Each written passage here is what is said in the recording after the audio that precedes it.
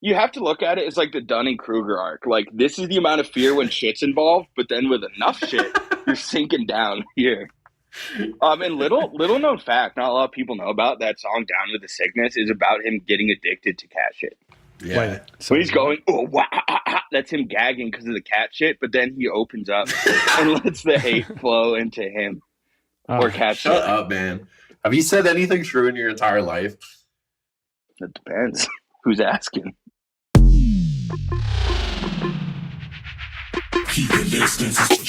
Hello and welcome to the Mr. Bill podcast. No, you have not heard this voice before. This is Robert Fumo. I am the producer and podcast editor for Mr. Bill.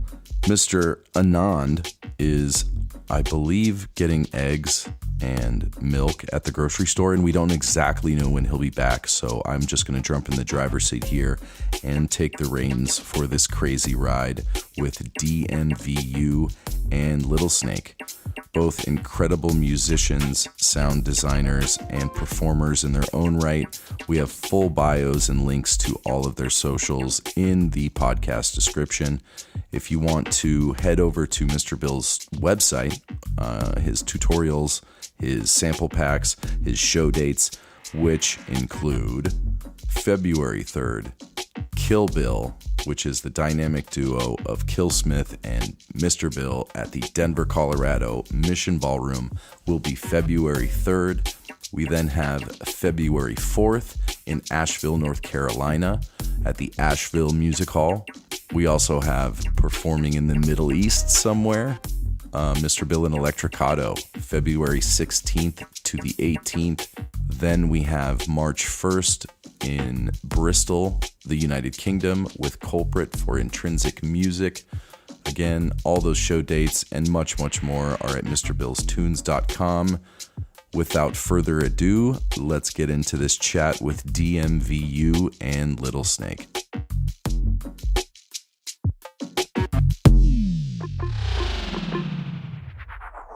Hey, you're listening to the Mr. Bill podcast. Hey, you're listening to the Mr. Bill podcast. Hey, you are listening to the Mr. Bill podcast. Hey, you're listening to the Mr. Bill podcast. Hey, you're listening to the Mr. Bill podcast. Hey, you're listening to the Mr. Bill podcast. Hey, you're listening to the Mr. Bill podcast. Hey, you're listening to the Mr. Bill podcast. Hey, you're listening to the Mr. Bill podcast.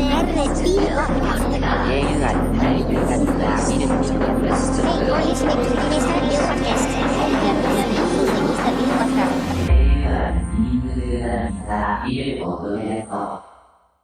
Hell yeah. Hell yeah. For some reason, okay, so this is the first time I've used this platform, and it should record all of our shit locally, but for some reason it's only doing it at 720p, but I totally pay for this shit, and I think I should be able to do it at 4K. What the fuck? Yeah, that's whatever. like... Are you sorry? That's 3,000 less P than you're paying for. I know, dude. It's ridiculous. Where's all my P? You're telling me there's 1,080p in this whole thing? Look, people Free pay thug. a lot for P these days. For sure. Are you still doing the Are you still doing like the video on Patreon and then just audio on whatever else? I don't do Patreon anymore. I technically still have a Patreon that people still subscribe to, but I don't update it at all. And I put a video up there ages ago saying I'm not updating it, but I'll also keep collecting your money so long as you keep sending it. So There's going to be a Mr. Bill scam accusation coming out after this. I mean, I put a video up explaining exactly how to not give me money there and to give me money elsewhere. And people still give me money there. So I've never explained to anyone how to give me money, and they still give me money. So, like, look, boys, we've done it. Yeah, that's a pro strat right there. Look, pro strat, don't talk. Just be about it. Yeah, the other day I went to my front door to give some mail to like the last lady who lived in this house, and she was like, "Oh, I'm just collecting the mail for my daughter or whatever." And I gave her the mail, and then she just goes like, "Have you got any money?" And I'm like, "No." And Yo, like, that's the grind set. That's the CEO mindset right there. Matt, we got to start doing that. I feel like we could make a decent buck as a side hustle. You got any money? All right, bro, what's your PayPal? Yeah, no, I was just like kind of weirded out by that question. I was like, no, I don't. And then she was like, oh, well, had to ask. And then just went and got back in her car and left. It would have been even funnier if you said no and she's like, that's so sad, and then gave you money. She's like, I'm so sorry for your situation. Yeah, totally. Just Dude, like you know what cracks me up a lot? And just is likes like, to emotionally fuck with people or something. you know what cracks me up a lot is like TikTok side hustle culture. It'll be like the most convoluted thing that actually gets you to like do an honest day's work for like a job, and they call it a side hustle. Bro, I saw someone like discussing farming chickens, and they were like, yo, side hustle where you can like sell eggs. And it was literally a chicken farmer. It was dope. Bro, capitalism ruining this country. Dude, tap in. We can produce 30 eggs in 1 week. Tap in. Gino, you wouldn't know about this. You come from communist Canada. Communist. Hey, you have a birds. You literally are wearing a Birds of Canada shirt. You can't say shit. Shut up, Bob. Aren't you in Calgary? Yeah, I'm still in Calgary. Oh no, communist Canada is like further north, isn't it? Yeah, that's the Yukon Peninsula, I think it's called. Yeah, exactly. Yeah. Yeah. Cool. Yeah. I've been recording this whole time. I'll probably like put an intro on it at some point. And yeah, I think this has been great. We're in. Oh, we've Sick. been in for 3 minutes 21 seconds, dude. Well, I just made a goddamn mess on camera. So I think this is probably going to go off the rails. I don't think we're going to say anything informative for the next like hour and a half. Oh, I did my informative one already. I know, I did. That's what I was thinking. Like, I did my informative Mr. Bill podcast, so This is late night, baby. Yeah, this is a 2 a.m. podcast. I asked Bill. I was like, can we do it like past midnight? Because I feel like you'll get the best conversation out of me. I did think you were joking. You're like, do you want to be on the podcast right now? I was like, what? Nice. Well, that's cool. Thanks for being flexible and just randomly being down to do it. No one's ever called me Yeah, that. of course. Flexible. Of course. Can you bend your shit backwards? Shorty? Hell no. Which shit? I can bend some shit. Not all my shit. Okay, yeah, let's get it. Go ahead, Bill. Bend it backwards. I can bend the spoon. I can get like this far. I don't know. I think that's Dude, flexible. I bent Shoddy back with my mind. Check this. Ready? Whoa. $20. Hey, you gotta Pretty nice keep in mind this is a podcast, so everybody just hears, check this out. Oh, And good then thing. you're going, mm-hmm. And we're all Then like, they "Oh, won't know I'm wearing no pants. I didn't know that either because I can only see your head. Oh, close call. Damn. So how you cool. boys doing? I'm pretty good. How are you?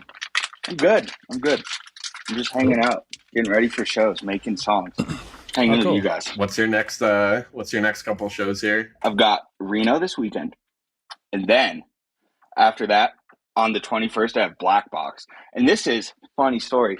The second time I've curated a headlining show in Denver. The first time I brought that little guy right there, straight Oh, from that's Canada. true. That's true. Yeah. I forgot about We that. scared yeah. the shit out of the Denver people. They were not ready for that. This time, I know, dude. good. Usually after a set, I'll walk around and there's like at least one or two people being like, "Yo, that was really sick." But in Denver, people would just like side eye me, like This was- I did something that. What was this, Hurt like them. 4 years ago? Like, why'd you I do think. that? Yeah, this is like 2019. Dude, I like think. hyped this show up. It was my first headline at Cervantes' other side. It was like a Research Wednesdays or something, and they were like, "Who do you want?" I was like, "Bring Little Snake." And they were like, "Are you Yeah. sure?" And I was like, "Oh yeah, of course. Denver's forward thinking. They'll be ready for this." I was wrong, brother. Dude, I thought so too. I thought like there's a huge woke community, like tons of people are smoking weed and shit. So Okay, They're in I hope no one psychosis. gets hurt by this one. Like Wooks think they like weird music. They're like, "I like weird music," until you give Yeah. it to them raw. Then yeah, if you remove a snare from the three, they're like, "Whoa, dude! Like I don't want this hipster ass." I mean, to Weirdo be shit. fair though, like on the scale of like normal music that you can actually describe what your job is to an Uber driver type shit, to like the kind of shit that we do, it is pretty, you know. Yeah, totally. I started lying to Uber drivers. Oh. I started like because I literally do What's that up? too. yeah, I wear a lot of tech wear, so I start like pretending that I work in security. Like I'll just say I'm like a security person for the building of the studio or whatever. And then one time I had a Uber driver pick me up twice, like in a row. And the first day I told him I was a musician, and I told him I was security, and then he was like, I could have swore you were like a DJ or something. It was the most viscerally embarrassing moment. You should have just been like, "Look, this career moves quickly. I've changed paths." It's like, you're the most pussy security guard I've ever seen. Yeah. You're like, all right, fine, I'll make these. Turns out there's nothing to worry about in Canada, so I'm just gonna do the electronic music thing. I was just gonna say, quick interjection. This time, instead of Little Snake, I'm bringing Shrimp Nose. We're sticking to creatures. Yeah, shout out Shrimp Nose. Shout out Shrimp Nose. Nice. Yeah. Yeah, I was gonna ask. Like I used to write way what I would consider to be like glitchier, more fucked up, like experimental stuff. And these days, I just kind of make dubstep because I'm just like, fuck it. Heard that. But I'm curious, like, how do probably both of you deal with like the sort of emotional shit that comes with putting so much energy into your art and then going and playing it and then being like, fuck, people didn't appreciate it as much as the other art that was way simpler and probably way easier to make than my art.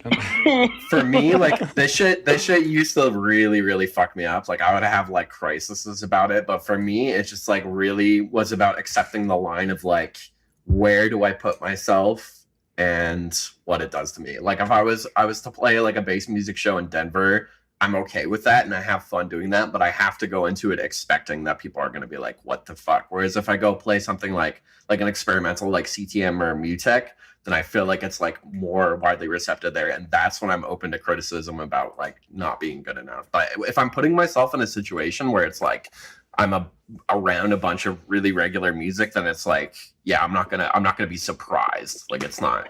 So just getting that in your head before you accept shit. I always find or I always feel like when I see an artist that is doing crazy shit like you or, you know, somebody like Rob Clouth or Woolg or something like that, I'm always just like in admiration of the emotional resilience, because I know exactly how that feels too.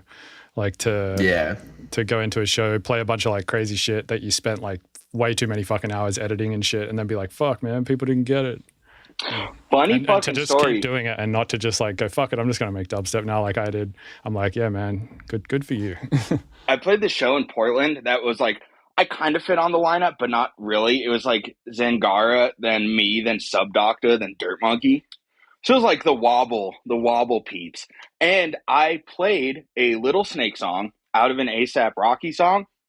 And this girl with like 40,000 TikTok followers got on TikTok and she's like, I don't know who this DMVU guy is, but he ruined my night. Made this like 3-minute video about like how bad of a person. Dude, that shit sent me over the edge for intros. Like I don't get EDM, like mad at EDM a lot, but I was mad at EDM. Yeah, she was like, he literally killed the vibe. So what did I do? I took the audio and remixed it and decimated her on accident with a nice like IDM like vocal mashup edit. And I left it at that. But it cut me deep. People came for her throat about it too. Like I think once you and I posted it, people just started getting on TikTok being like, what are you talking about? That was the really nice part. Like to be honest, she wasn't necessarily wrong. I did play some wackadoo fucking shit in the middle of a set of all people who like dubstep. I was just like gangster rap and Little Snake. Like she wasn't wrong, but then people like came at her for being mean to me, which was like so sweet. It like gave me so much. That's why I can emotionally deal with this, because apparently my friends got my back. So like, all right. Yeah, totally. She came forward and apologized. And I literally like, okay, here's the thing. She's cool. We're cool now. Yeah. I don't mind if you like feel that way about that shit, because definitely like if you're not expecting it and you don't listen to that type of music, it's like whatever. Yeah, it's probably gonna be bad to you. But to like go out of your way and being like this is bad and y'all should look at this and agree with me is kind of weird. Yeah, that was the sus part. I've been mad. I've been really mad, but I've never been mad enough to film myself being like, I'm fucking mad. No, yeah, I feel totally. like that's like day 3 of the madness, you know, like day 1 you're like, fuck this, you like, you know, won't touch your phone, you're just sort of pacing your house and shit, and then like a day after that you're like, oh fucking this is bull, and then the day after you're like, I'm making a fucking video. That's what I'm saying. Like this was like at least 4 days after the show, so like she was doing like that's why I feel like I really did fuck her night up. Like she like was so upset that after 4 days she was like, I have to post about this. Yeah, you're like, she's like showing the video to her mom and shit. Yeah, and it's funny because she was like, this blend is terrible. Like it was bad DJing, and it was literally just a Little Snake song, no mix. It was my song Lilith, which is like not a DJ. It's not. You're not supposed to put that on a CDJ. My guy, I've been putting that on a CDJ for a long time. Yeah, and look what happened. Look what, yeah. I've been bit. The snake bites again. Yeah.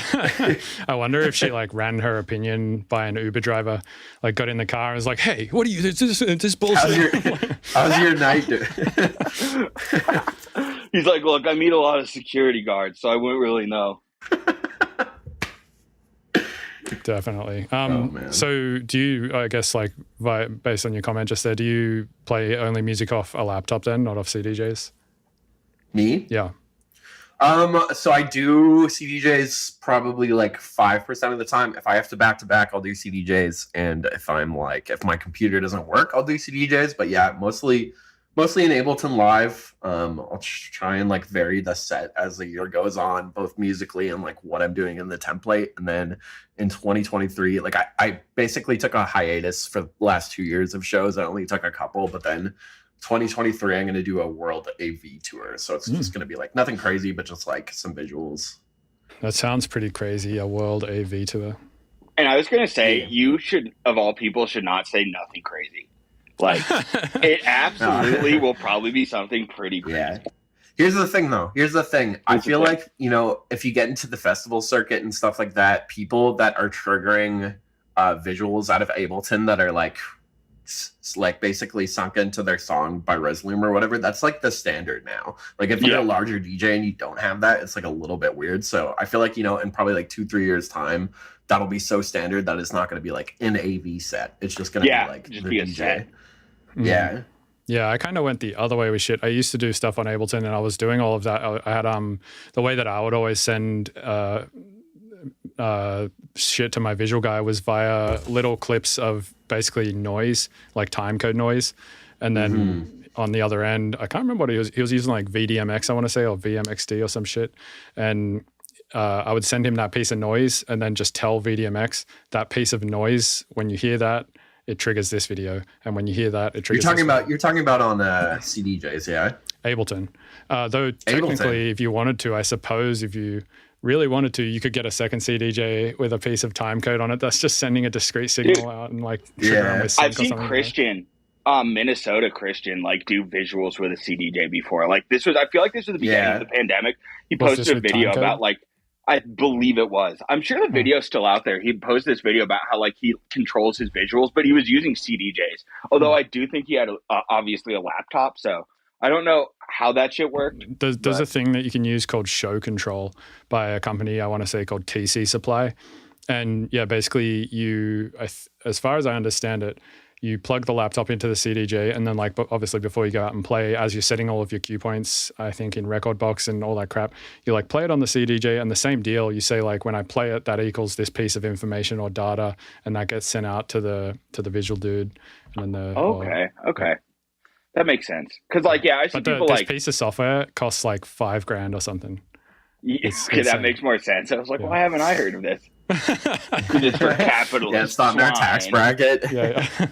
That kind of software knocks you down to the next tax bracket, I feel like. Your dude is like, you're in like 15 to 17% tax range. You're like, all right, quickly buy this show control thing. He's like, all right, now you're in the 12% tax range. Yeah, exactly. Hustle, baby. Hustle. Hey, Matt, I listened to your pod yesterday with Bill. And you guys were talking about quitting cigarettes, and now that you're like months into it, how does it feel? Dude, okay, first of all, not only does it feel fucking great, but I made a post today on Twitter about this. I've noticed everyone's quitting cigs. Like, nicotine, a lot of vapes, but like, dude, half my timeline is people. It must have been New Year's, like, of the trees, Tyler, the boys on day 3. He is fucking fighting the good fight. Like, the whole squad is no longer fiends, which is so sick. Yeah. So my problem with it is that like it's not necessarily all the nicotine, because I've definitely been able to use the vape or whatever, and like Nicorette makes sense, but it's like the void it put in my life, like having a cigarette after you eat a big meal, or like if you are in a meeting or something and you want to go out. It's like punctuation to your life or something. Like punctual points.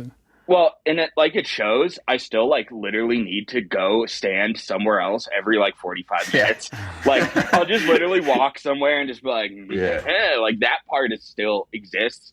I do miss a nice ciggy after a big ass, like giant, unhealthy piece of shit meal. But I can also walk up the stairs now. So that's That's Tight as dope. Yeah, fuck. you probably look crazy like after a big meal or a meeting, just standing outside and like staring into traffic. Just breathing really heavy, just fucking sweating. Yeah. Meat sweats, just like. I think meat sweats came up on our last chat. Whoa! Here, Kitty. look at this. Hell yeah, boys, let's go. Oh, dude. Yeah, dude's shirt is like sending me. Yeah, For those he's old. listening at home, Matt's cat has a little Hawaiian shirt on him. Yeah, it says, chill out. Okay, bye, dude. Yeah, he's old. He has to wear a shirt now. Right. I hope when I get older, sorry I about can that. wear a shirt too. Dude, I bet you can wear a shirt anytime, anywhere, bro. Don't let anyone tell you different. I'm willing to bet you should. I actually don't wear a shirt only when I'm taking a shower. Every other time of the day, I have a shirt on. That's dope. That's dope. Yeah. I try and not wear shirts in restaurants, but they're haters, dog. It's not Absolute haters. No, I just have like mad body dysmorphia. So I'm like, I don't want to fucking see that shit, and neither does anyone else. Fuck that. And just always wear a shirt about it. And I Dude, think it's a reasonable response Hey, to that emotion. Fuck working through I that. think that's completely reasonable. Like I think people that people with body dysmorphia, like they shouldn't have it. Like everyone is beautiful, but I'm also still pro wearing a shirt in public. Mm. Like everyone's beautiful, but like if you're in the grocery store, please keep your shirt on. If your body dysmorphia is preventing you from getting kicked out of Chili's, what's the like conundrum there? I know. Yeah, you're right. Know Yeah, your my, worth, King. My body dysmorphia honestly has probably saved me. If it wasn't for my body dysmorphia, I would have been kicked out of every Chili's, bro. Yo, I want to what a say positive when I was spin. still drinking, I got kicked out of a Perkins in North Dakota for trying to order a goat stick omelet. And they were like, we don't have that. And I was like, give me a fucking goat stick omelet. No. now I need to know, like, was this immediate? Like you said, goat stick, and they were like, nah, 86, or did you like you had to pry? It was like 3 goat stick omelet requests. Okay. And then they were like, Okay. Yeah. they're like, yeah, Dude, that's some shit we would come up with as a joke for sure. It'd be crazy if you just said goat stick and they just like fucking headlocked, hoisted you out immediately. yeah, I wanted to like print these things on shirts, and I probably still will. Please do. Yeah, I will, yeah. But like, I want to take like the Kia logo and then underneath it just write ketamine in ass. I think like every wook would rep this shirt. I mean, even as someone who doesn't put ketamine in my ass, I would absolutely wear that shirt. Never put You know ketamine who would in make my that ass. shirt is what's his name? Supercilious. There you go. Yeah. Yeah, that's a good point. Yeah, I should lock just- in, That's King. Is that his? The first Yeah. Canada? Yeah. I Oh, bought, no I way. bought one Supercilious Dude, that shirt. guy- It was Larry David, and it just said like pretty, pretty, pretty lights. Banger. Yeah, it was a good one. That guy is hilarious. Mm-hmm. Yeah. Handsome as the devil, smart as the Dickens. When I met him, Insane. we were playing in New York, and he played Florn by Culprate. And I was like, who the fuck is this guy? And then Yep. we started talking after his set, and he's like so into that weird like extended ambient like sound design project stuff that he was saying his live sets consisted of like 10 or 12 songs just because they're all like 7 Yeah, minutes. totally. Yeah. He just plays out these huge progressive things. Absolutely, dude. And he Yeah. plays super weird time signatures too. He's someone I look up to in a sense where like I hope to be that like adamant about being weird. Because I feel like it's very easy to just fall back into normality when you're Yeah. afraid. Mhm. And Rob does not. He keeps it real 100% of the time. Yeah, totally. Yeah, totally. I think you should be more adamant about staying normal because you've done some pretty weird Look. shit naturally, I'd say. Look, I'm keeping my shirt on, pal. All right. Yeah, Watch exactly. yourself. What more can you ask for? Yeah, I feel like I'm doing a terrible job at leading this podcast. You guys have too much. Dude, there's Wow. nothing you could have done to prepare for this. I'm sorry. It's a good point. Like- Yeah. Okay, you guys talk for 2 seconds. I gotta get a vape pod. I kind of want to make a Okay. coffee. Do you guys mind if I make a coffee and come back? Oh, absolutely. I'm gonna go All right. pee. All right, cool. Let's take a break. Bye. For a minute. Gino, can you still hear me? No. Quit scratching your armpit. Hey. Where did Bill go? Oh my god, did I ruin the whole Bro, podcast? he literally just got fucking raptured. I was He talking got to so him. angry and left. He said something about goat dicks, and a Perkins employee came in and just choked in the podcast. Dude, that's genuinely so funny. That's something we would come I up feel with like- as a joke. I feel like you and me are like unhinged, like in closed doors and silly, and Bill is like quiet but real life unhinged. That's like goals. He's actually Honestly, goals. Yeah, we would get really. You got mad at me for trying to get iced tea at a Chinese restaurant. Which was like, And Bill's over here like, give me a goat dick. King, absolute king. Come here, baby.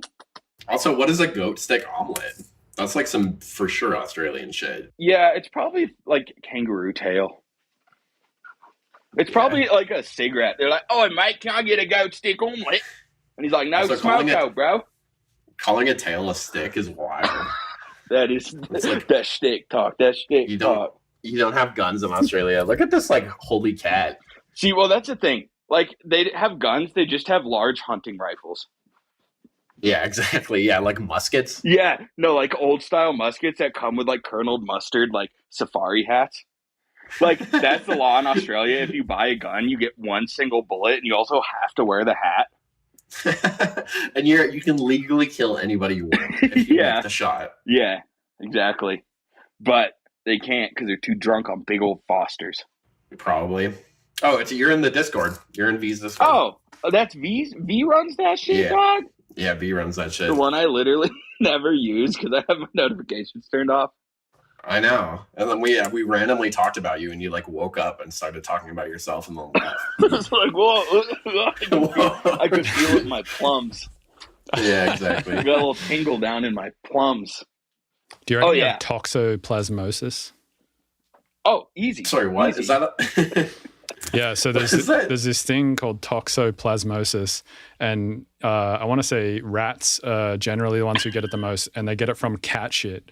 And no. once they get it, it like reduces their fear receptor shit in their brain, and therefore they're less scared to go near cats, and then cats are able to kill the rats like way easier. Absolutely. It's like that's crazy. Yeah, it's crazy. Brother, and I think sick like with a lot that. of people as well like are able to get this, and if you like love cats extreme amounts, then it's potential you have That's probably what I'm not gonna lie. That's probably what happened to me. I have never in my entire life since the day I was born not had a cat in my house. So yeah, absolutely. me too. Absolutely. Yeah, so we probably are. So we all got toxos. cat shit sickness. Yeah. What do you Dude, I wish that would happen to my shit. I wish people could. it just like makes people way less scared of you and comes to all your sets and shit. Yeah, they're like, yo, Well, you need to go to the bathroom soon, dude. You have to look at it as like the Dunning-Kruger arc. Like, this is the amount of fear when shit's involved, but then with enough shit, you're sinking down here. And little known fact, not a lot of people know about that song "Down with the Sickness" is about him getting addicted to cat shit. Yeah. Wait, So he's going, oh, wah, ah, ah, that's him gagging because of the cat shit, but then he opens up and lets the hate flow into him. Or cat Shut shit. up, man.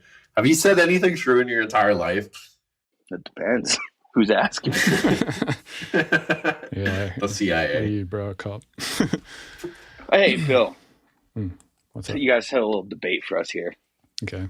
What are the gun laws in Australia? So there was this real big shooting in 1996, and then Australia was like, no more guns, and took them all away. Dope. Oh, sick. Dope. Okay, so is there large muskets for hunting?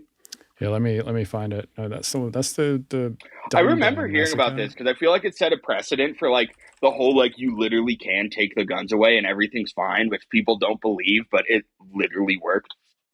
Yeah, so after a 1996 firearm massacre in Tasmania, in which 35 people died, Australian governments united to remove semi-automatic and pump-action shotguns and rifles from civilian possession as a key component of gun law reforms.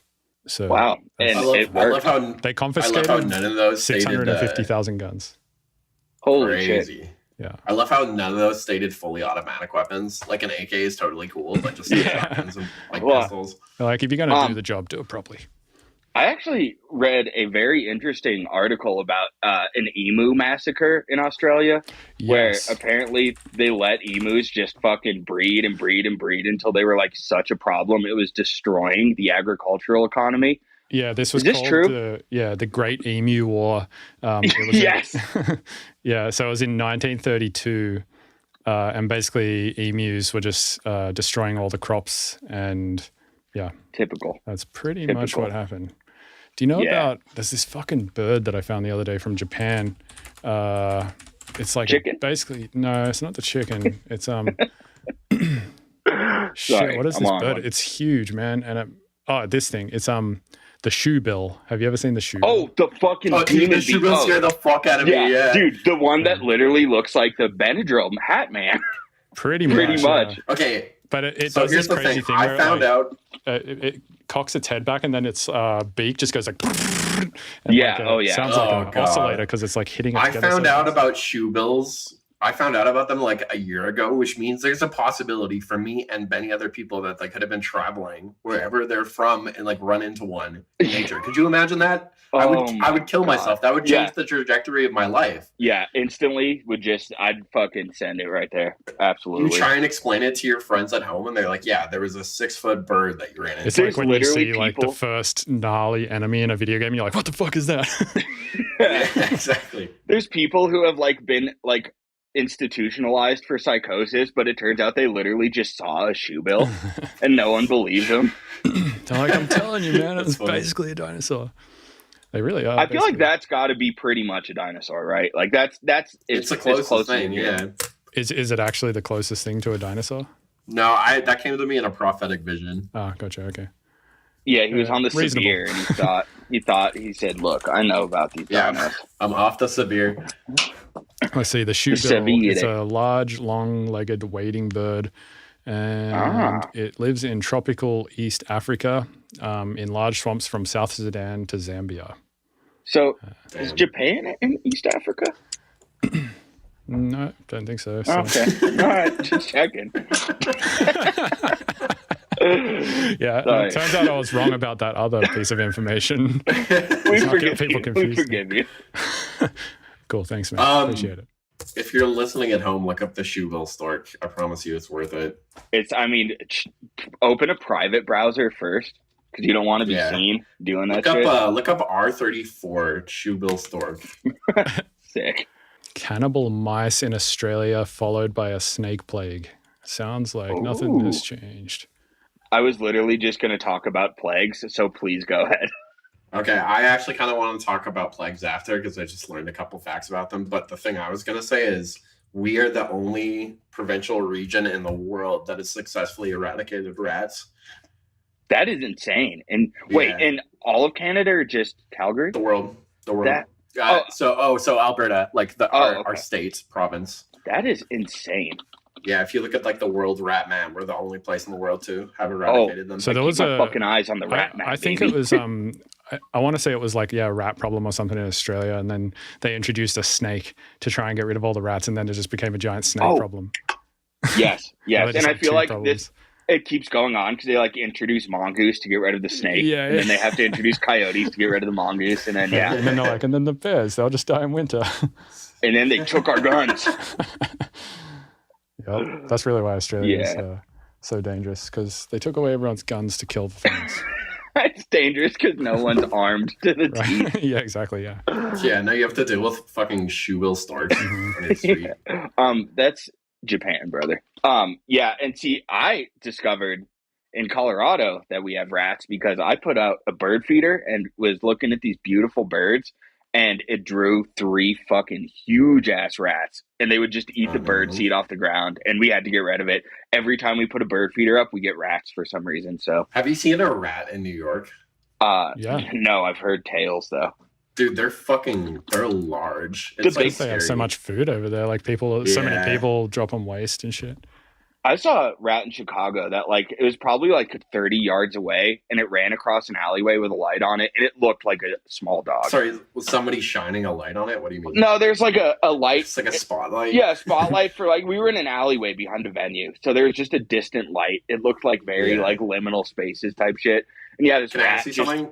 absolutely.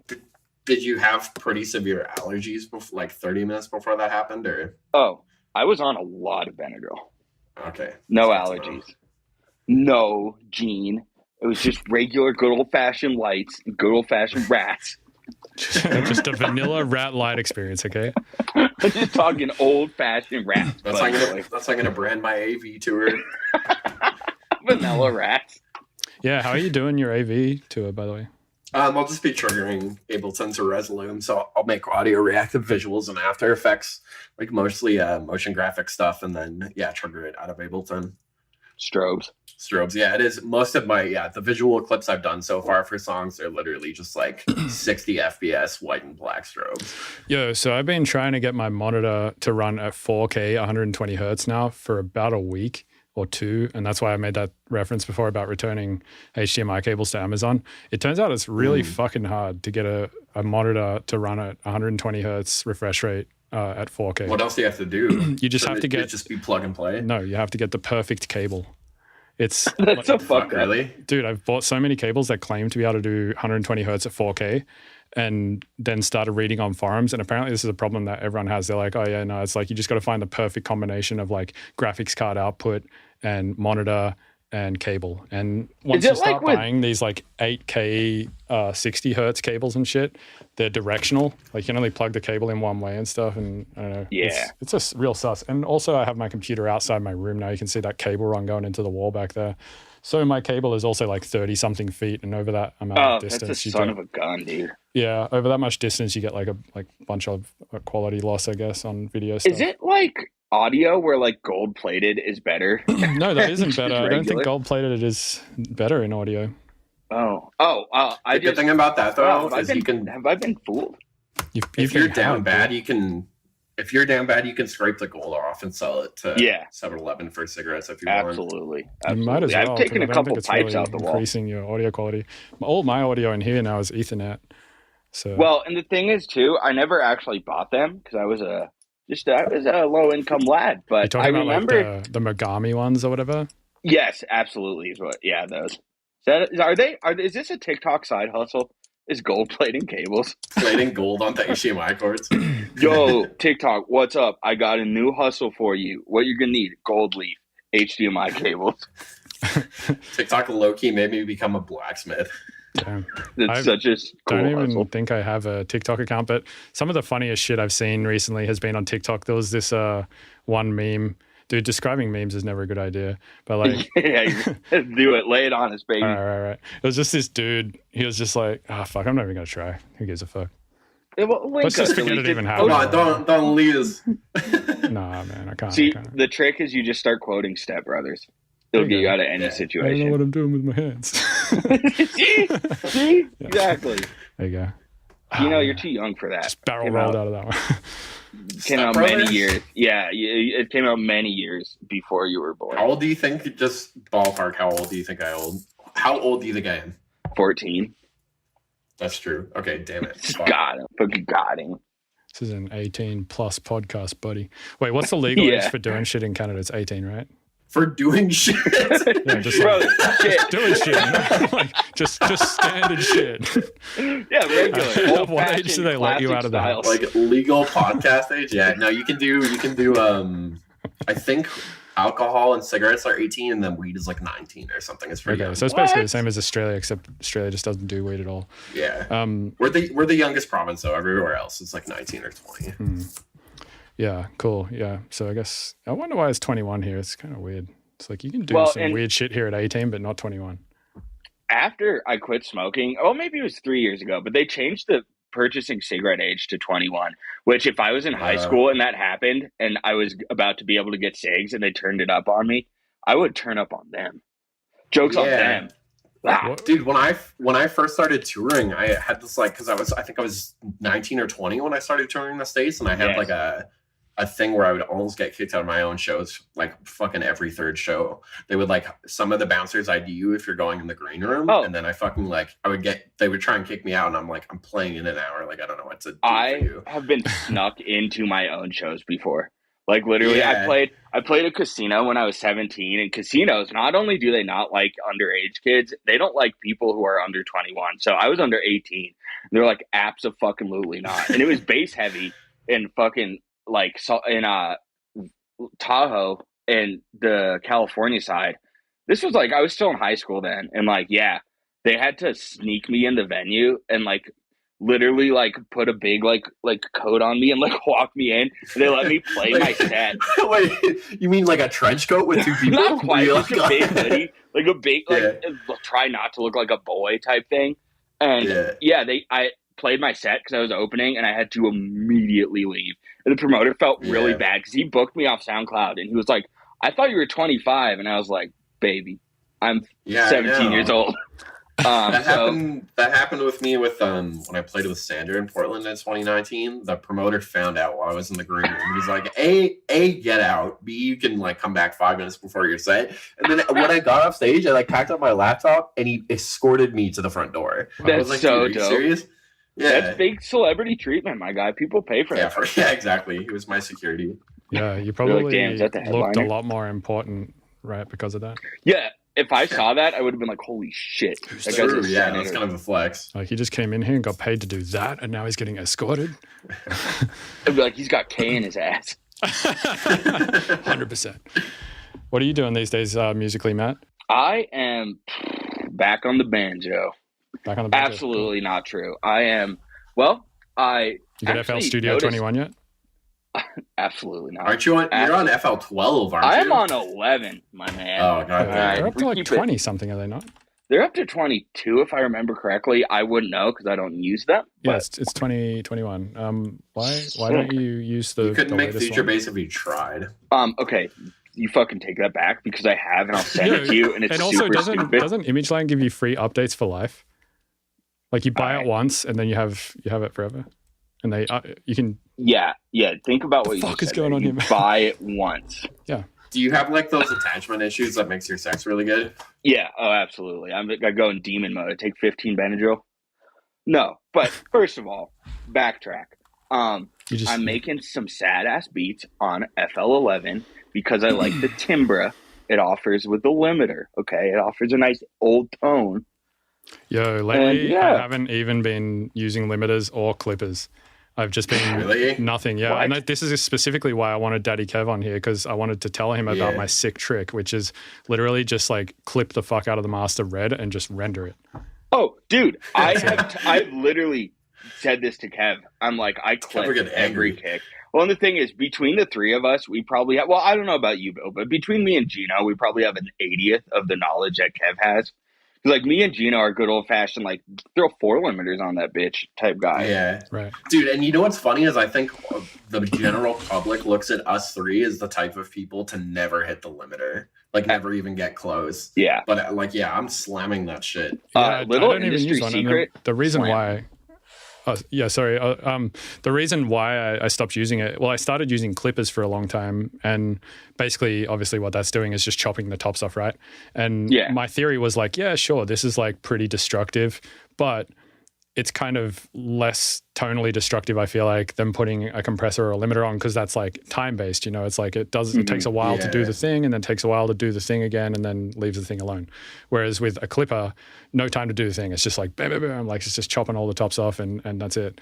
And then I realized Yeah, Ableton just right. has a built-in clipper, like just on the master anyway. And At +6 or what? just if you set the Ableton master to 0 dB, like it normally is by default, and then just render it out, just to obviously turn normalization off. It just, chops the tops off nice and cleanly. And personally, I think that it sounds a little punchier and less destroyed than using a limiter. You're fucking kidding me. That's crazy. I had no way. Yeah, I've You been just going blew back through Gino's all my own mind. tracks now, like all my old shit. I'm listening to it again and being like, fuck, it does sound softer. Like, doesn't have that Wow. snappy front end on the kicks and I snares. had no idea. I mean, if you're Gino's- setting it off for mastering, that's probably not that good, but Gino's Well, loud ass music Better, right? just got Because you so don't want much to have louder. like the limiters and compressors and all that shit on for mastering anyway. You want the mastering engineer. yeah, but if it's going through a default clipper after, I feel like it's just gonna like, because I feel like with mastering you need like 0.3 of headroom by minimum, even if you're turning everything down. Well, if you So I feel send like it to if you're- 32-bit, they can create as much headroom as they want. Oh yeah, I forgot about that. Mhm. I forgot about that. Well, and like the thing with Daddy Kev's masters and shit, like, because I at this point in my like and it's not really. I mean, it started not by choice, but now it is by choice. Where like almost everything I do gets mastered by him, just because I go through labels to use him and shit. And like his masters, I can play live next to tracks mastered by other people, and they stand up completely fine, but they literally seem more dynamically sound. So, yeah, it's just kind of like that. Yeah, and it's they got the curves. Cool. Yeah, definitely. I didn't think that like. I thought maybe if you exported like a non-clipped master, that eventually it would just be like so clipped that if you uploaded it to a DSP, that SoundCloud would clip it with their inbuilt compressors or whatever. Oh, Twitter's so got some dope clipping. Dude, you know what? I've opened a couple of Twitter clips where I'm like, this sounds so good, and then I'll let it buffer, and it's like really mid. Like I thought, like I'll be like, this 808 sounds unreal, and then fucking like it'll render, and it's actually just the normal 808. Well, and I've literally done like back in the day, like in order to get dope clipping, I would just run shit. I essentially would clip something on the master channel super hard and just record the actual audio from the master and then layer it over. It's like I would just clip a sub bass so it'd be so fucking saturated and then just record that and layer it over the sub. But that was when I was using Audacity. Like this is bad. Sorry, you made beats in Audacity? Absolutely, I did. That's right. No I started. Way. You gotta send me some of those. They don't exist, man. Those are gone. Oh, damn. Yo, Gino, I think you would really like the Polyon tracker. Have you ever used one? No, what is it? It's this device that I borrowed recently off Ben Jordan. And he was like, you probably like this. And it's fucking sick. It looks basically like this. This one is not, this is the play. This isn't the tracker. But it's basically something like this, but everything runs like downwards, you know? Right. And have you ever used a tracker before? No, I'm unfamiliar. So the way it works is per step, you can add an effect per step, and you can like change the note per step, and you can change the instrument per step as well. So it's like, if you imagine like one MIDI channel in Ableton, where each MIDI note can be a different instrument with a different effect with different settings on it. That's pretty basically much basically breakcore generated. Yeah, exactly. Have you ever used Effectrix? Yeah, it's basically that. Yeah. Dude, I got Effectrix again. I hadn't used it in a super long time. And then, okay, so fucking, goddamn it, who was it? Kill the Noise. Kill the Noise posted a picture on Twitter of Effectrix. He said, like, dusting this old thing off. And Tyler commented on it. He says, that looks like some shit Matt would use. And, like, I was like, literally. I had it open. I remember that. I had it open in front of me. I was like, absolutely. If you're into Effectrix, it's like the most colorful thing. Check out Infiltrator by Devious Machines. Oh, okay, absolutely will. I love old, really out-of-date plugins that aren't very user-friendly. This is like the new update version of Effectrix. Effectrix, but better. Yeah, it's Effectrix with a bunch of cool spectral shit in it. Oh, shit. Hey, okay. Bill, what was that rave tone generator thing you were telling me about? It's called Rave Generator 2. Oh, yeah. Gino, I've showed this to you. It's literally like, I think it's kind of a sampler. It's mostly just rave, like stabs and vocals and shit. Yeah. And there's like a time. It's really dope. It's free. I'm going to get that right now. Actually, I don't know why. Bro. Whilst you're at it, type in Digitalis Aberrant DSP and check that one out too. I showed that. None of those words were in the Bible. No, they're not. I got told at rehab that Bible was an acronym for basic instructions before leaving Earth. Okay. That's not true, is it? I don't think so. No. People just be making told to me up. by someone who didn't seem extremely like he knew what he was talking about. Yeah, people who say words are acronyms without evidence are absolute demons. And that's in the Bible. Yeah, no, I read that. DMVU. Now, what I usually do in the Bible, I think it's funny. I told this to some people. They're like, that's not funny. Is I'll like open Probably the Bible. funny. It's hilarious. I open the Bible to like, you go into a hotel, you see the Bible at the front. It's like, are you struggling with addiction? Are you struggling with anger issues? Are you struggling with blah, blah, blah. And for each of them, it's got like a page. So with the one that says addiction, it's like, you struggling with addiction? Go to like John 3, whatever. So I'll go to that one. And then like real tiny, like you can barely see it in the top corner, I'll just write, you druggo. You fucking druggo. So, Damn, I haven't read a hotel. I don't think I've just opened hotel Bibles. I didn't know there was like chapters. Yeah, for life they'll be like, do you need this problem solved? Go to this page and read this shit. But I read the one on addiction while I was like real heavy in it. And I was like, something to help. Yeah, druggo. Yeah, my funky ass is smoked weed with Bible paper because it works. Truthfully, Oh my it god, does yeah, I work. used to do that. It's When I was. it's like smoking I weed. didn't even mean it in any sort of like cool religious civil disobedience. I literally just needed a vessel for weed. Yeah, you know what And I we was should like, do? well, this I will should thin. get my editor to like edit up just a reel or like a YouTube short of just this section where we're talking about smoking weed with Bible paper, and then create a lookalike audience on Facebook that is just Hillsong people and just slam it with marketing. Hundreds This of is the dollars future into the this liberals ad. want. Oh yeah, Yeah, exactly. I feel like it's an Okay, wait. incredibly reasonable thing to do, guys. Oh, absolutely. Circling back to the cigarette thing, because I feel like I never answered the question. What do you? Okay, yeah. So you're like standing outside. If that void is in your life, what at this point now that you're like 4-5 months into it, if I'm not mistaken, what do you find that urge is still like pretty there, or is it like almost entirely removed? Are you talking to me? Yes, about Okay. cigarettes specifically. Okay, I Do I look think like I'm a cigarette over a to you, year. I'm like a year and a half out of cigs. I'm double what you thought. Okay. But Yeah. just do this. No, Yeah. I literally, because the thing is, what I found that I enjoyed about going outside smoking a cig was usually just having a cup. I have met so many friends through cigarettes. Just like offering someone a cigarette, bumming a cigarette, asking for a lighter. Like, it's a social interaction. And for the most part, it's just a reason to like talk to someone. But here's like, the thing. it looks Here's the thing. desperately lonely. Is you can but, absolutely have a social interaction without smoking a cigarette. Totally. No, I agree with that. I think if you're in the smoke pit doing whatever, you well, can and that's that's why I've transitioned into that, because I was like, I miss that, and I was like, I really just miss hanging out with human beings. It's not the actual cigarette. So it's one of those insidious things that you'll tell yourself to do it again, though, you know. And I find that with like a bunch of substances that I quit in the past, I'm like, oh yeah, but it really like cures my stress. And it's like, yeah, but I could probably meditate more and like, you know, maybe go for a walk and all sorts of other shit. Maybe eat a little better, like all this kind of shit. But so how bad is it, would you say, the urges? Because obviously when you're like a month into it, you're like, fuck, like it would be so nice to have a cigarette. Is that all, like, is that entirely removed from your brain a year and a half in? Like literally, it's so crazy. It's pretty much completely gone. I will get like a lightning flash out of nowhere sometimes. I'm like, God damn, I want a fucking cigarette really bad. Because like, and I think that never goes away. I think that is always there. No, but like dude, now, I literally am 7 years in, and at rehab, people doing nothing but smoking cigarettes. Like literally, they just all stand outside chaffing cigarettes on the AstroTurf, and I didn't get a craving to have one once. Like I smell them now, and I'm like, fuck, that's gross. Yeah. See, and I still don't have. Maybe I'm just not deep enough, because I still think tobacco smells nice. I like the smell.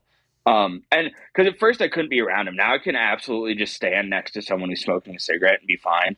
But yeah, I'd say like out of a single year, I'll get like 3 minutes in total of cravings now.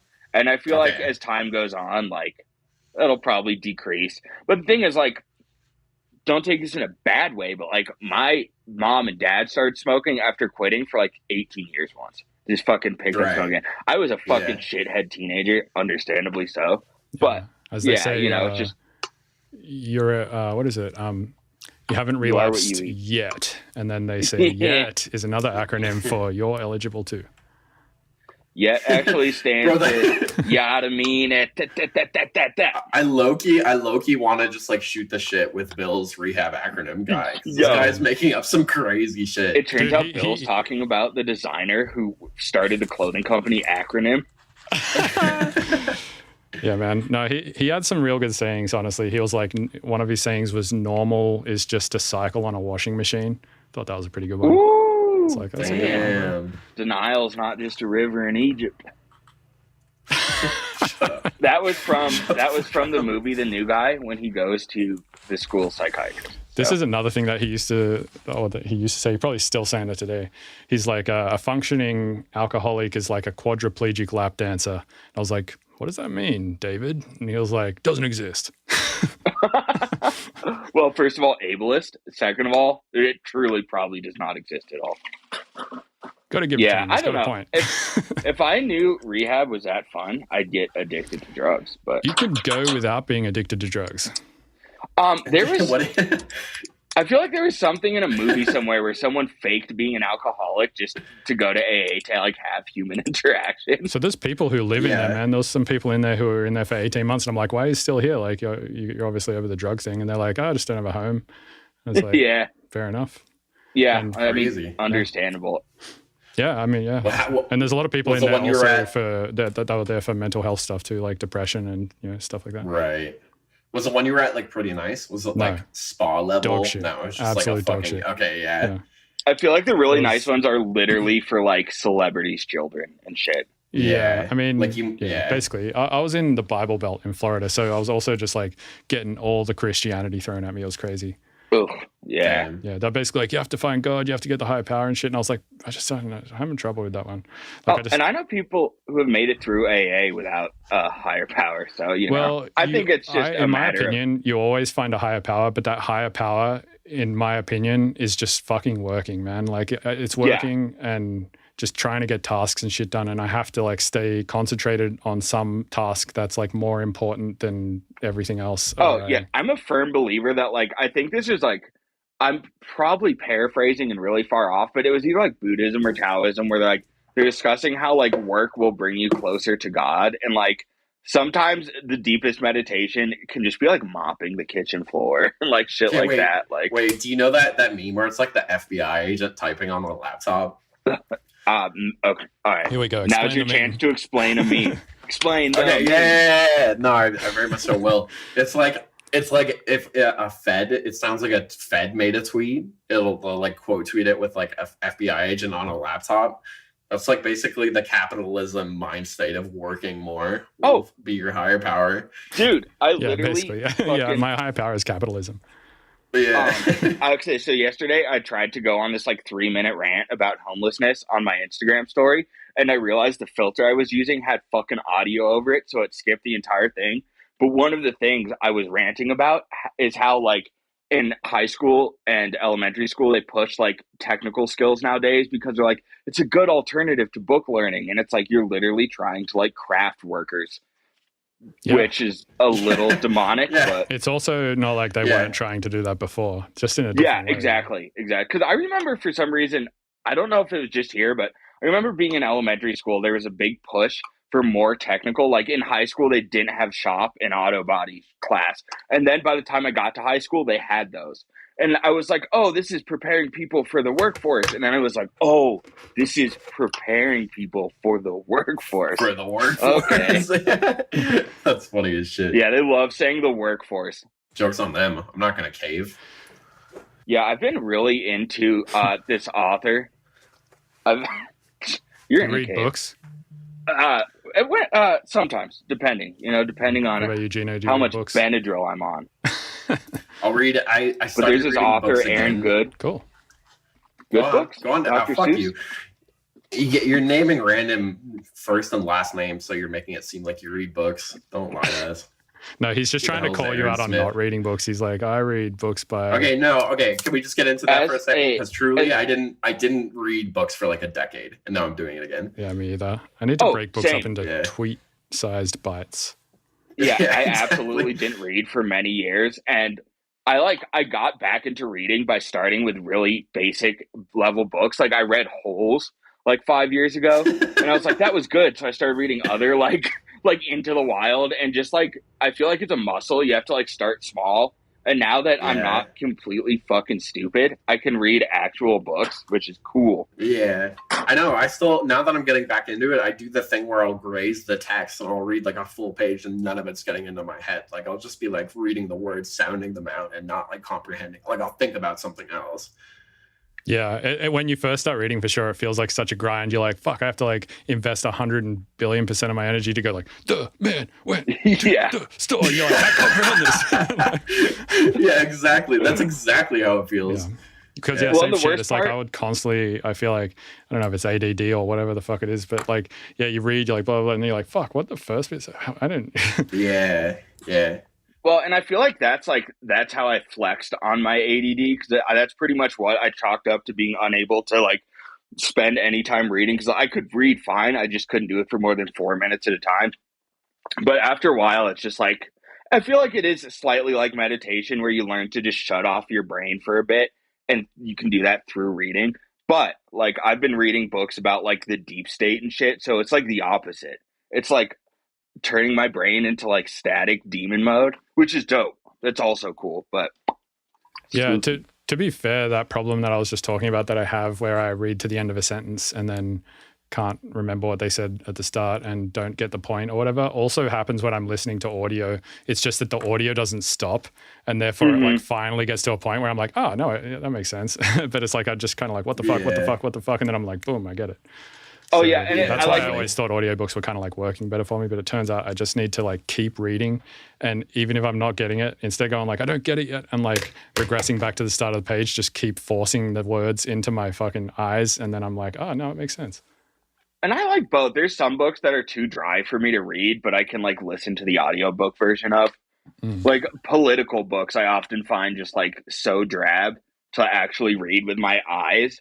But like I can read like fucking Lord of the Rings books and shit. But like, yeah, anything that is like either historical or about like current events, I usually prefer to listen to it. But yeah, well, that's just because big word make brain go burr. Yeah, exactly. I'm reading Kev's compression book right now, and I'm just like, we'll read one sentence and then like Google search how like a tube and a tube compressor works for like the next hour. It's impossible to process. Yeah, man, that's cool. I need to read that book. I haven't read an audio-based book in a while, actually. I feel like YouTube has just replaced that for me. It's the only books I'll read now because I just like don't, even if it's fiction and it's like kind of like cliffhanger-ish, I still can't like get myself to put it down. But I feel like with audiobooks, stuff like, you know, his compression book and Microsound by Curtis Rhodes, you can reference it and then like skip to a random page, reference that, try it in Ableton, and then like go back to the book. Could you imagine if he like gets an audiobook made and it's just like very poorly compressed audio? Or just it's like way too fucking quiet and shit. Yeah, it's like him in the other room. It's got these like peaks that are clipping, but then it's like really quiet in some spots. Be quiet compressors. Oh god. Yeah, hell yeah, brother.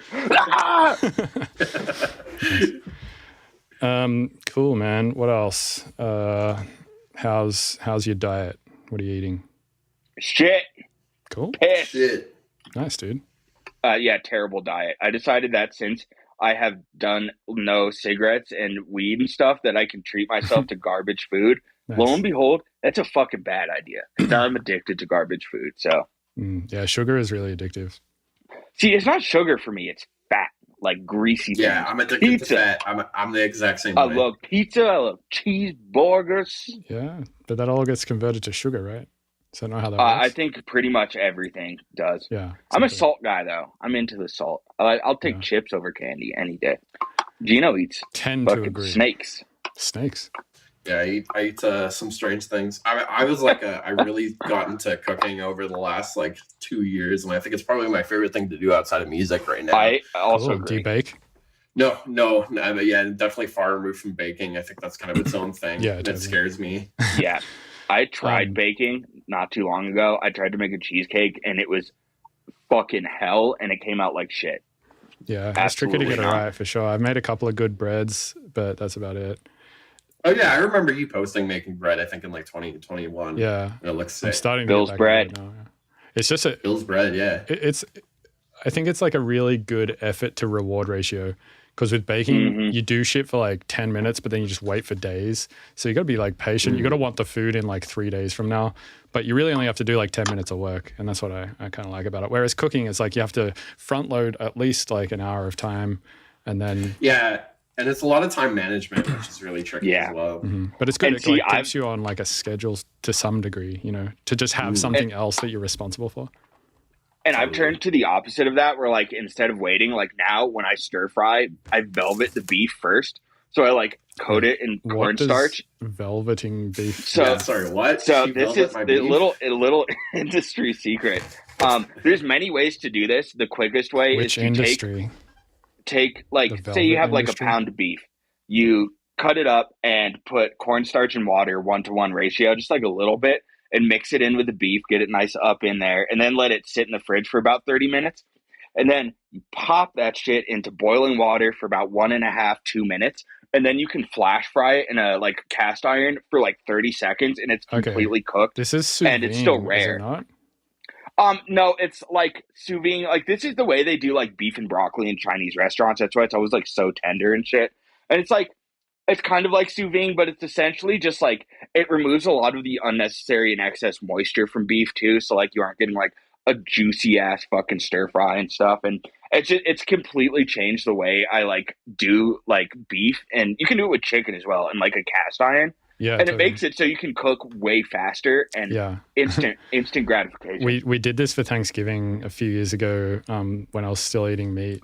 We put an entire, I can't remember if it was a duck or a turkey. I think it was a duck into a sous vide, cooked the duck that way, and then just got it out and hit it with MAP gas to get it all crispy on the outside. Holy shit.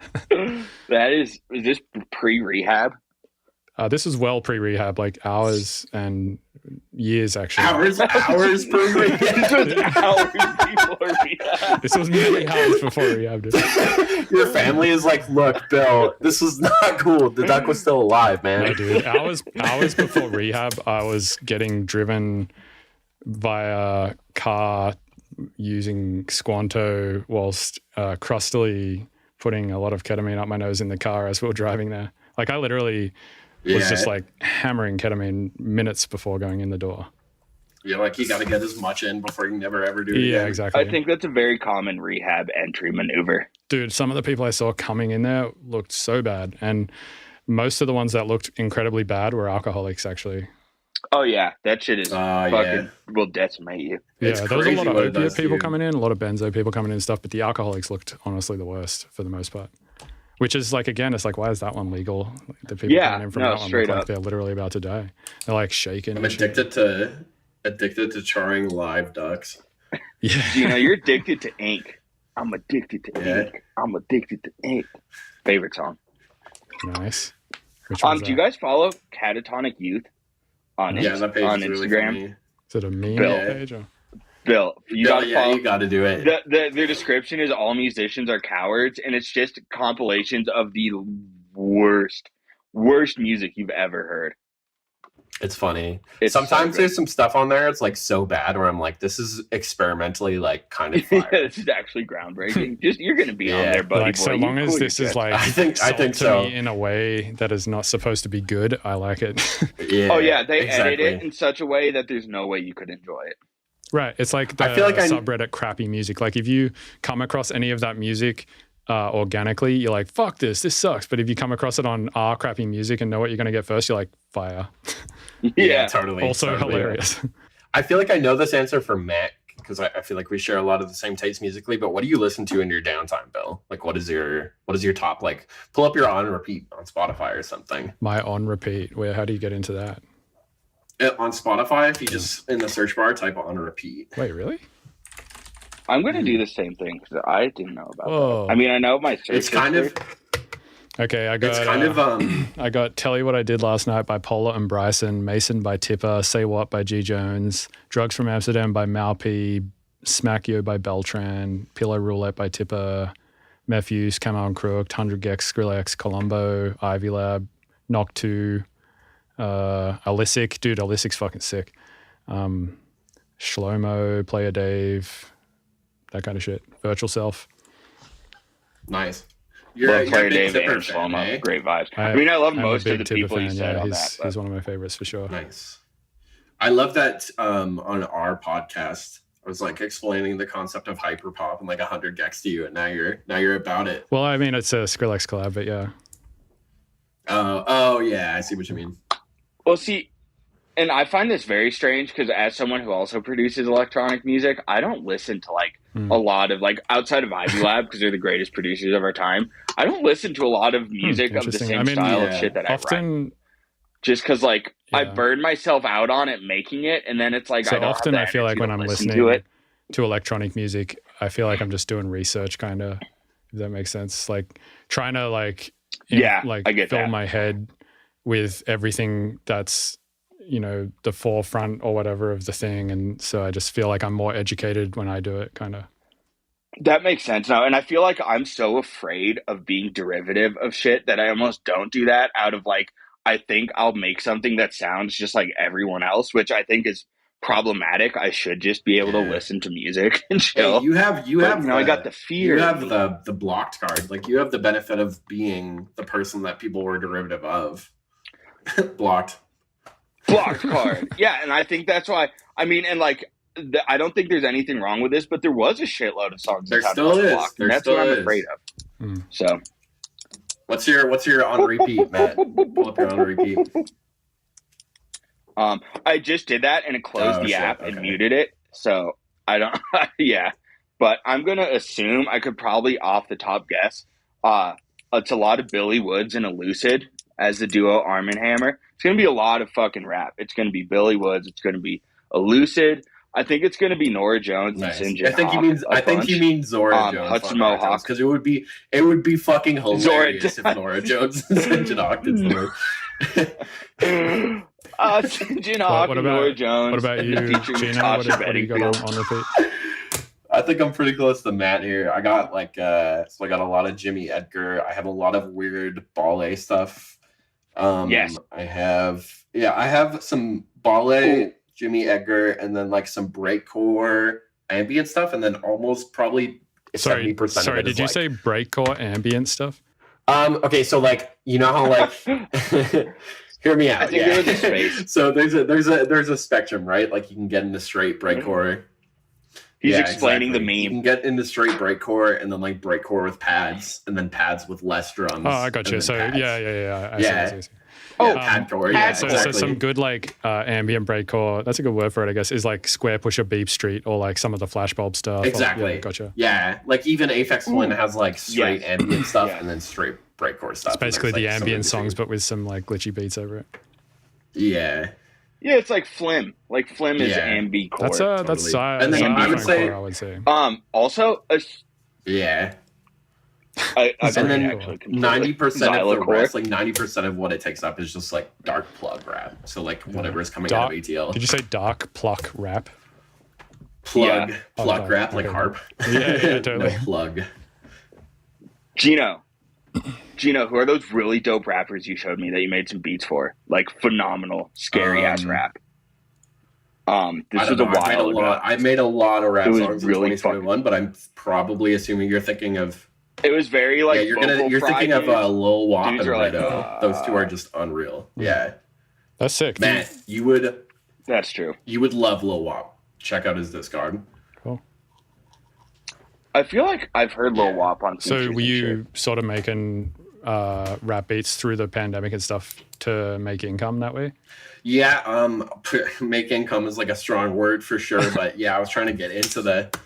True. Yeah, it's like rappers hard to get don't money have out of it. it. I think I finally got to a position where I was like making some money, but to get to that, it takes like a year worth because it's not like you can't just like make a beat, put it on the internet, and somebody's gonna buy it. It's not A to B like that at all. So you kind of have to like infiltrate yourself in the community. Yeah. Make like a like some sort of a notion that this guy has good beats and people will talk about it, and then people start buying it. But like some of the times you're even paying for features. It's this whole thing.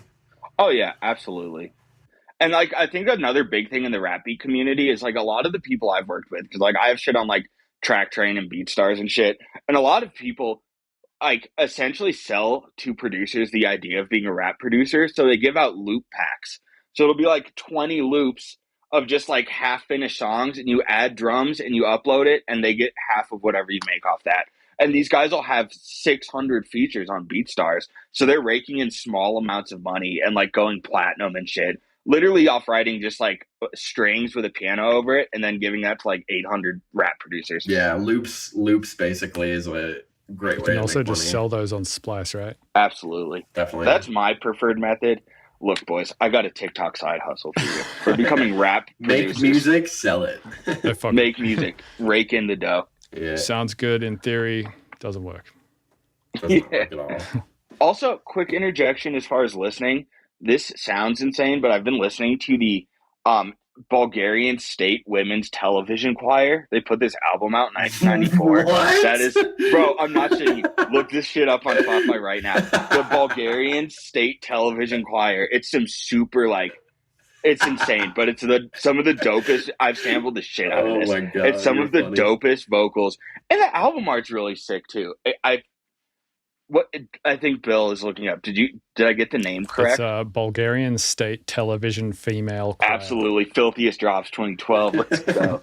It's gas. It's some of my favorite music. I have that shit on repeat. Dude, you're crazy. How did you find that? 2012, dude. It's from like the 90s. Yeah, it's from wait, 94. hold Industry on. Secret. What the hell? They have an album in 1990, 94, 1988, and then 2022. They released a single. Oh, they released a new the one? comeback. Yeah, so it's like they took shit. like a solid 30-year hiatus and then released a single. Okay, when you hear it, they can do that. They can hang. Dude, But- I'm willing to bet you gave them 20 Spotify monthly listeners, and they're like, "Fuck, like somebody's listening." Probably. Yeah. Dude, so I got into No, they actually have like huge 75,000 monthlies. Oh, shit. yeah, they're big time. One of the ways I find music is reverse sampling. So I look up things that are sampled. Like I love sample hunting, like going to who sampled, like backwards. So like I found Bauer made a really good video about the piano loop from Praise You by Fatboy Slim. And that's from like a rehearsal recording for this jazz group. And like if you dig into 40 songs and see everything they sampled, you're gonna find like 80 new artists right there off the top. Yeah, so I That's a made great this idea. tutorial video yesterday on Typical. I know. And I had this, my whole thought or like idea was, it was about EQs, but I think it can be applied here as well. My thought was, it doesn't matter if you're using like one of those physically modeled EQs or EQ8 in Ableton or whatever. If you do the test of like push 6 dB on this EQ and 6 dB on this other EQ in the same spots, yes, they're going to sound different, but it's kind of a moot point because you don't do shit like that anyway. You just do shit until it sounds good, right? So it's like, even if I have to push the dB on this other one, like another 3 to get it to sound the same as 6 on the other one, I can get it to sound the same is the point. And I feel the same way about like sample hunting. Is like, I can just really get anything off Splice. And so long as I just mold it in the way that I want it to anyway, to get it to sound a certain way, it doesn't really matter if I hunted like for a million hours for that sample or just got a thing off Splice. 100%. I absolutely agree. Also, as someone who loves sample hunting, like especially something I've learned, I bought a little tape reel. It's called a sidecar. So it's like a little cassette player with like a pitch knob on it. And one thing I really enjoy is trying to make loops that sound like I sampled them from an old ass record. So I'll like overhead mic record my acoustic piano and then run it to this tape reel. And I have a super degraded tape that's like super crispy and fucked up. So I'll record piano loops to that and then turn it down in speed and play it back into the computer. And it sounds like I'm sampling an old record, but it's literally just me. That's fun, but I love sample hunting. It's one of my faves. One thing I would say when I do search really hard for a sample though, is it does add some value in terms of me feeling like I have more ownership over the piece of music because I put more effort in. Whereas if I just grab a thing off Splice and throw it in, I'm like, it feels a little cheap. But the only Which is so ironic because you own it less. I know, right? It's like fucking, yeah. The only sensation I can like equate it to is like when you beat a Dark Souls boss or like any FromSoft boss. It's like so much fucking effort for this little bit of essentially useless dopamine, but like, goddamn, after 6 hours finding a good sample, it's like Dude, life needs nothing. That inspires you to make a whole piece of music, right? That you actually feel good about the stuff and it's worth doing. For Absolutely. Sure. Good investment of time. Back to the Who sample thing. If you go on YouTube and search in various artist topic, it's like basically the YouTube channel for it's like the topic channel for anybody who made a compilation album or inputted a feature incorrectly or whatever. So like dozens of like tracks get uploaded per 10 minutes basically of people that didn't properly input the artist names, and it's always like unheard of, like never gonna be on a major record label type stuff, and there's some good stuff in there. That is pretty dope, actually. I found out too from the Bauer video that the song Butterfly by Crazy Town, come my lady, come my lady, that's a Red Hot Chili Peppers sample. That guitar is like, it's such a good loop. Yeah. It's so stupid, but yeah, just literally the entire, there's no bridge, there's no hook other than the vocal switches. The entire song this Red Hot Chili Peppers guitar loop. There's a Which bunch is like- of like old 90s tunes now that are getting rehashed and like called originals and stuff. Like there's that rehashing of Blue by Eiffel 65, but it's just called I'm Good. Really? Yeah, totally. Yeah. I missed that one completely. It's good. It's Yeah, good. and like Jack It's good. Harlow just did the, I forget, who was it, Fergie he sampled? Oh yeah, yeah. You like white boy rappers. Oh yeah. Hey now, Jack Harlow, off the record, very fucking boring rapper.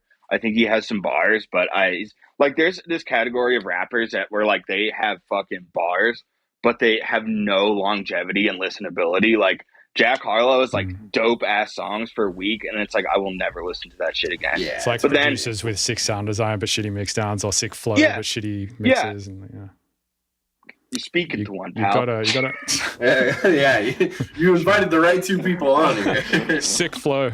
Shit sounds. No, you And guys that's are- actually you guys are one good sounds. existential crisis I've had. I'm like, okay, how do I maintain like honest longevity in art, but also maintain my passion for useless sound design? There's a middle ground there, you know? Yeah, totally. 'Cause I think think- the biggest thing I struggled with is like I had all this cool sound design, it was in a cool beat, but stylistically, where was it, right? Like I feel like a lot of the music I enjoy when I'm listening to stuff on downtown, it is like on downtime, sorry, it has a lot of style. Like Yes. there's a lot of like swag to it. Even if it's Absolutely. just like a hip hop beat. And trying to get that back into like bleep loop sounds was kind of hard. So. Yeah. I think I there's almost a way, feel though. There's a like way. sound design at this point is kind of pointless to do almost now as well, because every sound exists basically on the internet for free. Yeah. Or for, very little amount of money. And now with AI shit, being able to just feed a data set into something and just be like, generate me all the bass sounds based on all of this shit is so easy to do that I feel like at this point, it's really hard to find effort things to do just to make you feel better and more like you own the piece of music more. Yeah. It's just pretty much the dick measuring contest continues. Speaking Also, okay, I hate to say this, but sound design is like the easiest part. Like all you have to do Absolutely. is just fucking try. Like you just press some buttons, something cool will always come out. It's not that hard. Funcase made a tweet about this the other day, which was hella relatable. He was like, there's a bunch of tutorials on how to make my sounds, and none of them are even remotely correct. And like this happened to me once where like there was a tutorial on how like I made this squeaky sound and someone made it with Serum, and it was literally a bird sample just like run through OTT and distortion. Yeah. And they like remade it almost pretty fucking well on Serum. And I was like, my brother in Christ, go to YouTube, type in bird. Yeah. Those that sound in that Peekaboo song, I tried to remake it using the harmonic series in that Here With You song. It's that one by Peekaboo. Oh yeah. It's got that sound that goes dun, na, na, na, na, na. And I was like, oh, that's the harmonic series, and like tried to make it like with a wavetable and shit. And I was like, hey, is this how you did this? And he was like, bro, it's literally a flute sample with auto pan turning the volume up and down. Yes, that's what I'm saying. I'm like literally, dude. Yeah. And I think that's where, and it's funny because like people would hold like all of us onto like essentially the same tier of like good at sound design, and like we all are so far removed from what we do. To like, we're all so different from how we do sound design, but it's all cool. And that's the thing. Like every now and then I'll have such a complex chain that like took 2 hours and it's making some cool sounds. But usually when I get there, it's like going to be like 5 or 10 seconds of the entire composition. Whereas like a lot of the coolest, easiest sounds will take the forefront, and then the really complex ones will be fills. It's Yes, not like absolutely. It's not like it's taking over the song. Yeah. Mud pies, baby. As long as you enjoy the process of doing it, and at the end of the day, you've made something. That's a. And I It's the think friends that's we make along the way. Yeah, exactly. I think that's it's why it's the I still glitches we make stick- along the way. It's that the bitches. What? Glitches. Yeah, dude. Yeah, it's the bitches we made along the way. Oh, also gonna describe a meme right now.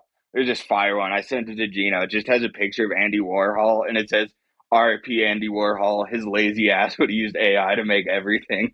Yeah, true. Hell yeah! Shout out Soup Boy. I don't get it, dude. Dude, Bill didn't even find it a little bit funny because of how you described it. Okay, Andy Warhol, Campbell's soup can guy. I know who that is. Banana guy. Oh, He okay. drew the cool banana. Yeah, bananahammer.com. Nice. Saying a famous artist drew something is insane. Yo, Picasso drew the 16th chapel. True. Good point. All right, man. I gotta go. Oh, for sure. Oh, No, legit. I kind of want to go back to making music. It's 3:40 a.m. I gotta get a beat made. This was a long one. I feel like we were going for like 2 hours. It's pretty close, yeah. yeah. I mean, realistically, the first hour and a half was Benadryl talk, so you could just use the And then we talked about sound design for 20 minutes, and then Matt mentioned the 16th chapel, and we're done. Yeah. It was a good bitch, one. I kill the vibe. It was a good one. I'm glad. Yeah, I'm glad this this It worked. was fun. Yeah, man. Yeah, I appreciate you both coming, and we'll do it again shortly. I'm sure we'll see each other at a festival or something. Oh yeah. Yeah, I'll be back in the States a lot more this year. Hell yeah. Gino's coming stateside, baby. Alrighty. Cheers. Right. Yo, what's up? Thanks for listening to the Mr. Bill podcast. This show is produced and edited by Robert Fumo. You can get early access to the show by going to my website, mrbillstunes.com, and paying me instead of Patreon. And remember to go rate and review on iTunes, or I'm going to come to your house and punch your dog in the throat, upper deck your toilet, and fuck your partner. Note, I may or may not do those last couple of things. You should probably just go rate it on iTunes or Spotify or whatever it is that you listen to the podcast on, because it really helps the podcast. But just know that it'll go a long fucking way to me not doing those things if you do go do that. So just putting that out there.